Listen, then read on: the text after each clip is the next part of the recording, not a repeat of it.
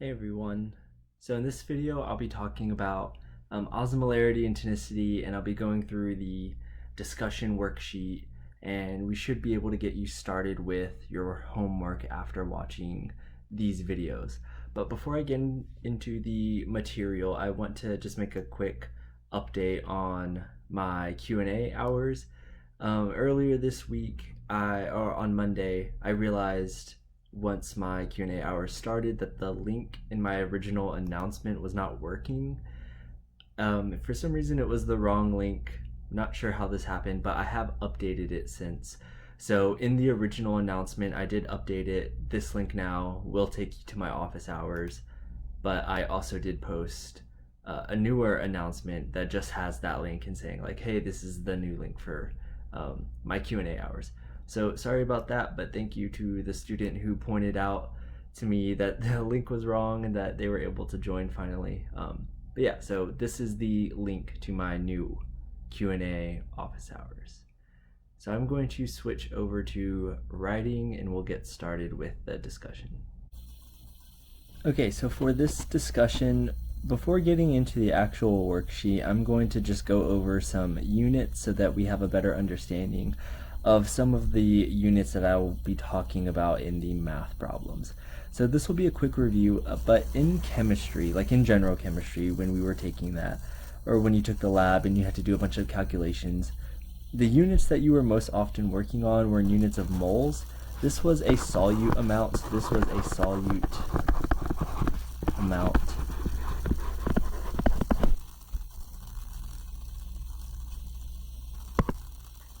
And the concentration that you used in chemistry was molarity. And it was abbreviated with a big M. Now to go from moles to molarity, you divided by volume. So you took moles divided by liters and you ended up with molarity. So you had solute divided by volume to get concentration. Let me actually write that in a different color so it's easier to see. The equation that we're working with is solute divided by volume to get concentration. That's what we're doing here. So the general equation is S over V equals C. So in physiology, we have the same formula and it's just slightly different. Instead of moles now, we have osmoles. And if you were to take osmoles and divide it by a liter amount, you won't get molarity, but now you will get osmolarity. So the units work exactly the same. In chemistry, moles and molarity were not the same thing. Those were two different units. Moles is a solute amount, molarity is a concentration. Same thing in physiology. Osmoles and osmolarity are not the same thing. Osmoles is the solute amount. Osmolarity is the concentration. So again, it's following that general formula S over V equals C. So in this class, we might still see osmoles. So the question is, how do we go from osmoles to, I said we might still see moles in this class. So the question is, how do we go from moles to osmoles? The way we do that is by multiplying by dissociation factor. Now the dissociation factor is going to be kind of compound specific or molecule specific. It depends on what molecule we're giving you in the problem. But if you take moles, multiply by dissociation factor, you will get osmoles. And it's the same thing with molarity. If we give you molarity and you take that number and just multiply it by the dissociation factor, then you will end up with osmolarity. So the way we abbreviate osmolarity is big O, little s, big M. So OSM, or osmolar. You will also often see it as the milli version of this, so milli osmolar. This is just a conversion of 1,000, just like grams to milligrams. So we have milliosmolar, which is little m, big O, little s, big M. So kind of an annoying abbreviation, but it is very important that we get down that osmolar is different from osmoles. Okay, so for the discussion sheet, this first part of it, I'm not going to go through it all because, as I have written here, it is laid out in the last slide of the osmolarity PowerPoint from lecture. So if you've watched the osmolarity lecture, then the very last slide goes through some common IV solutions, what the tonicity of it is, what the osmolarity is, stuff like that. So what I will do is go over 0.9% normal saline conversion into the 308 milliosmolar concentration that you saw in lecture. So that's what we're going to do. We're going to change 0.9 to 308 eventually. So the way we start is knowing that saline is made up of sodium chloride. So the way these IV solutions work is if we say that any solution is a percentage of sodium chloride, like 0.9% sodium chloride, what that percentage means is that any amount of solution will be 0.9% sodium chloride by weight. So whether your solution is 1 liter or 50 liters or 500 liters, it will be by weight 0.9% sodium chloride. So the weight percentage of sodium chloride is always going to stay the same because that's what normal saline is. So because of that, we get to choose what volume we want to use to solve this problem. Now in lecture, you saw Dr. Chang solve it with using just 1 liter. So this time let's choose just kind of a random liter. So I'll just pick like 5 liters. Let's say we have 5 liters of 0.9% NaCl.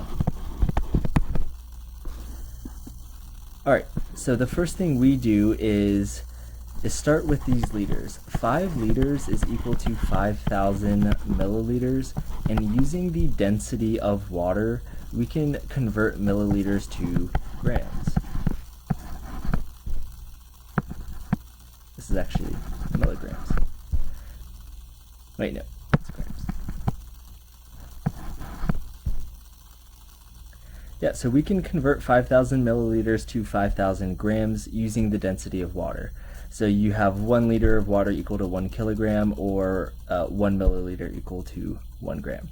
The reason why I wanted to get it in grams is because when I said that this solution is by weight 0.9% sodium chloride, well, we usually think of weight in terms of grams, not in terms of milliliters. So it's going to be easier with grams. Alright, so if it's 0.9% by weight, I'm going to multiply by 0.9%, so I'm going to do 0.009.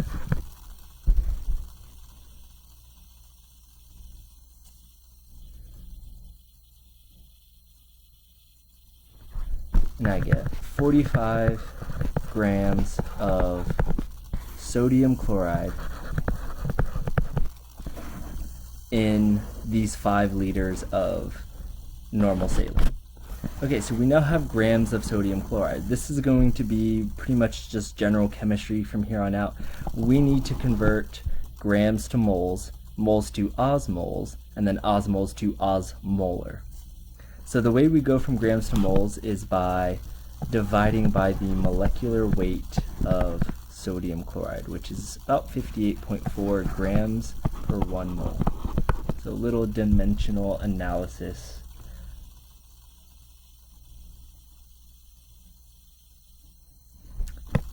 And you should get 0.771 moles. So now what we're going to do is convert moles to osmoles, and the way we do that is by multiplying by the dissociation factor. In this case it's 2 because sodium chloride, when it dissolves in water, will break into a sodium ion and a chloride ion, which is 2 ions. It doesn't exist in water as just 1 molecule of sodium chloride. So it's the 2 individual ions. So when we multiply by 2, we will get 1.54 osmoles. Okay, so now that we have 0.154 osmoles, we need to convert to osmolar, and this is where that equation that I started the discussion with comes into play, S over V equals C. So if we're solving for osmolar over here, well, we need to know what liter amount to divide by. So here's where it came in handy that we got to choose the liter amount that we started with. We said we started with 5 liters because we knew no matter what volume we started with, we're always going to end up with 308 milliosmolar. So when you do that division, you will get 0.308 OSM, osmolar. We typically don't like dealing with decimal places, so we will convert this to milliosmolar by multiplying by 1,000, and you will get 308 milliOSM. So that is how you take 0.9% saline to 308 milliOSM. If this was confusing still, that's okay. I would recommend looking back at the lecture example that we did, and also trying this again on your own, but picking a new volume. So try this again, maybe using 2 liters of normal saline, or 3 liters, or 500 liters. The reason why Ian in lecture chose 1 liter is because it makes the math easy. Here at the end, you just divide by 1 liter. And here at the beginning, you're just multiplying by 1,000. So it just makes the numbers look a little cleaner. But no matter what, sodium chloride, or I'm sorry, no matter what, normal saline will be 308 milliosmolar. Now, this is so close to the normal body osmolarity, or the average body osmolarity of 300, that we just kind of consider normal saline to be 300 milliosmolar. It doesn't really matter which one you use. I would say in calculations, use 308, so you'll get more specific answers. But no matter which one we use, we consider normal saline to be isotonic and isosmotic. Even though 308 is slightly above 300, it's close enough to normal body osmolarity that it is clinically used as an isosmotic isotonic solution. So just keep that in mind.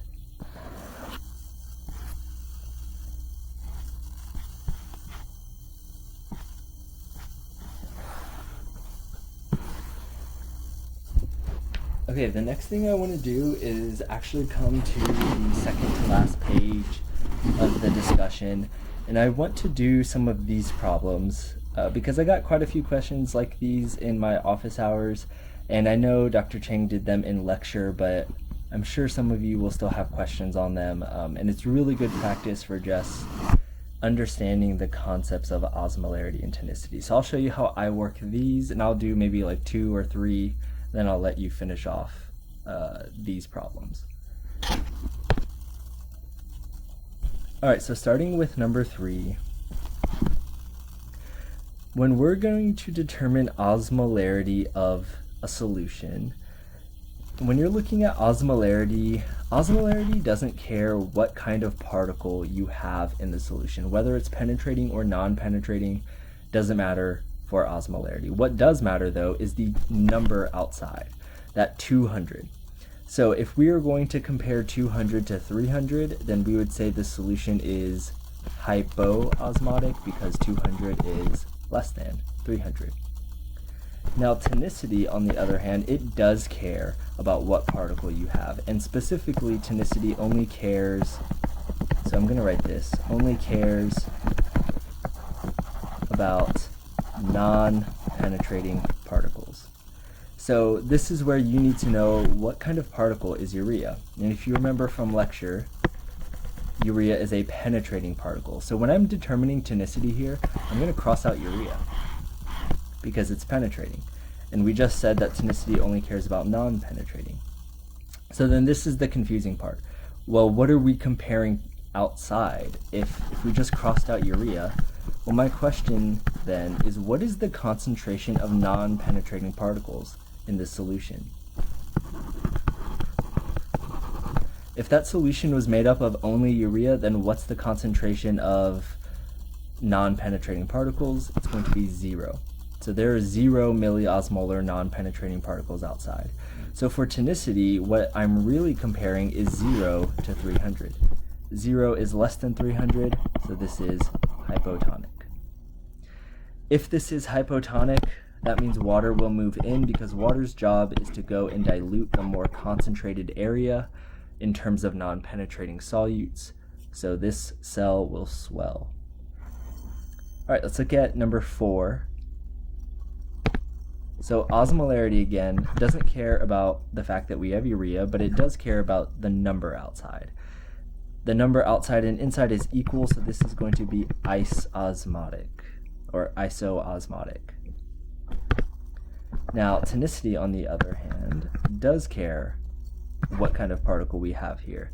And the last problem we did had urea, we said it was a penetrating particle, so I'm going to cross that out. So again, the question is, what is the concentration of non-penetrating particles outside? And again, it's going to be 0. So you're comparing 0 to 300 milliosmolar. This is, again, hypotonic. Okay, let's come down here to number 5, and this will be the last one I do, and then I think you'll be able to do the rest of these types of problems on your own. So, start with osmolarity. Again, doesn't care what kinds of particles we have out here. It only cares about the total number outside of the cell, which in this case is 400 milliosmolar. So you are comparing 400 to the 300 inside the cell. The solution is hyperosmotic because 400 is greater than 300. All right, I think you are kind of seeing the pattern at this point. Tonicity now does care about what kinds of particles we have, and we said before it specifically only cares about non-penetrating particles. So I'm going to cross out the urea, and I'm also going to cross out the 400. So I'm only going to focus on this 200 here that's contributed by NaCl. The reason I did that is because I learned in lecture that sodium chloride is a non-penetrating particle, so that's the one I care about. 200 though is still less than 300, so this is still a hypotonic solution. Okay, so use those methods of kind of crossing it out, erasing it, so maybe using a pencil for this will help more. And see if you can do number 6 through 8, and then also come back up here and do numbers 1 and 2.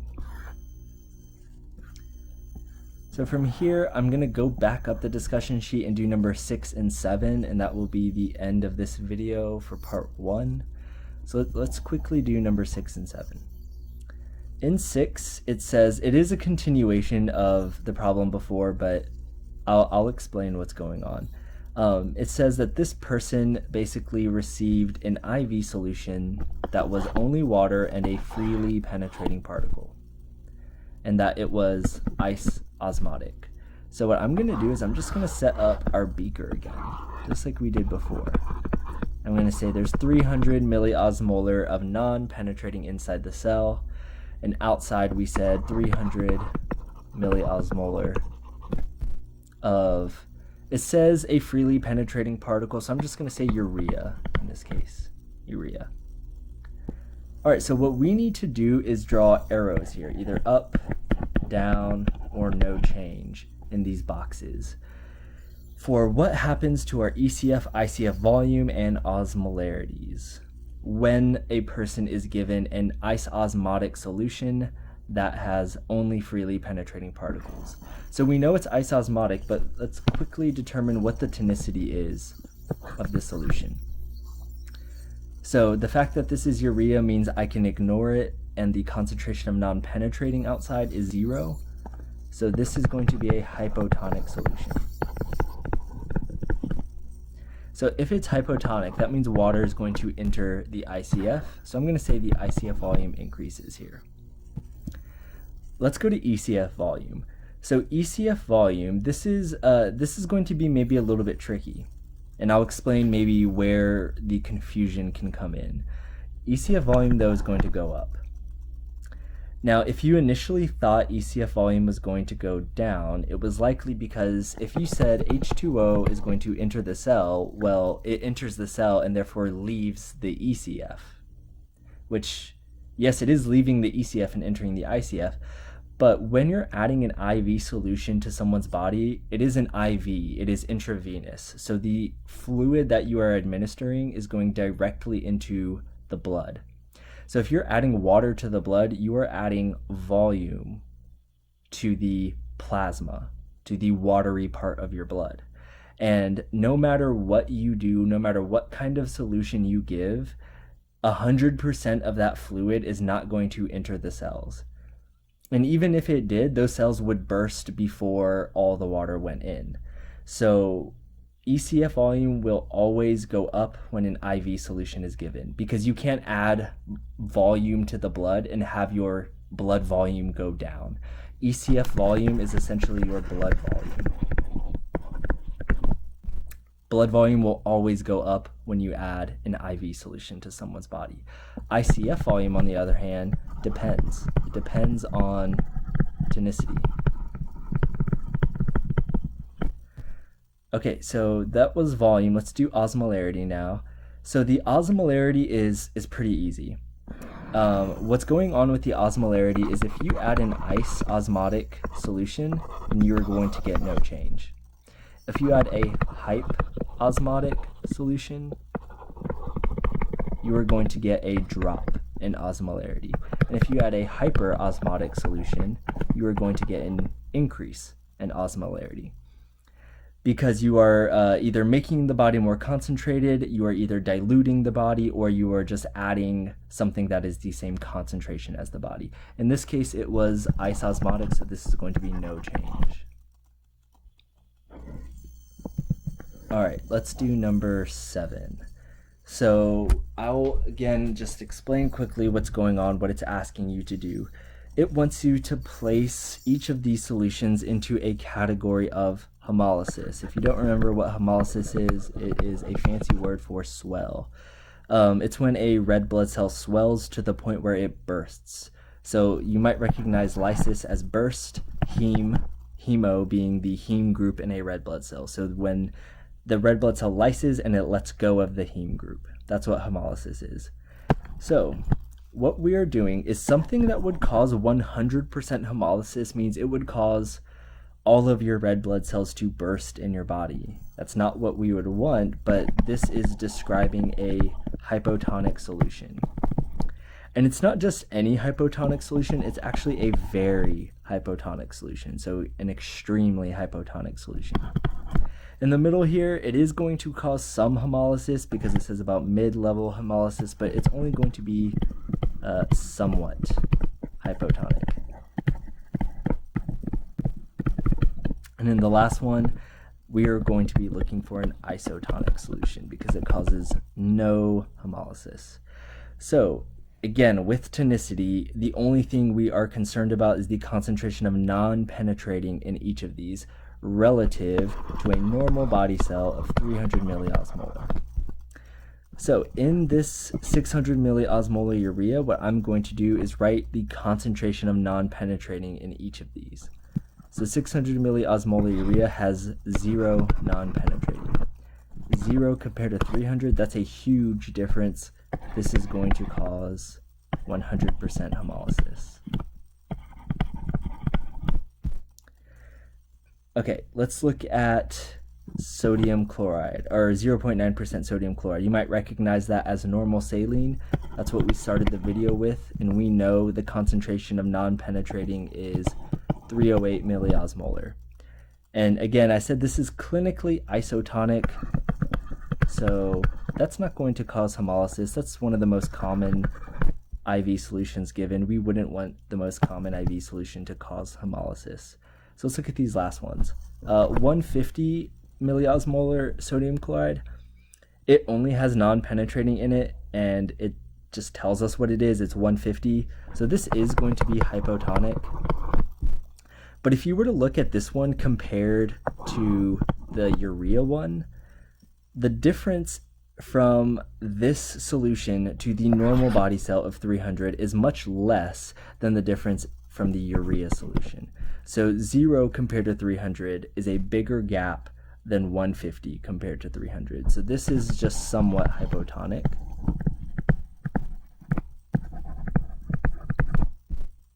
And then this last one, the 300 plus 300 NaCl, for tonicity, we said we only cared about sodium chloride. So I'm going to cross out the urea. That's isotonic, so I'm just going to put the 300 plus 300 here.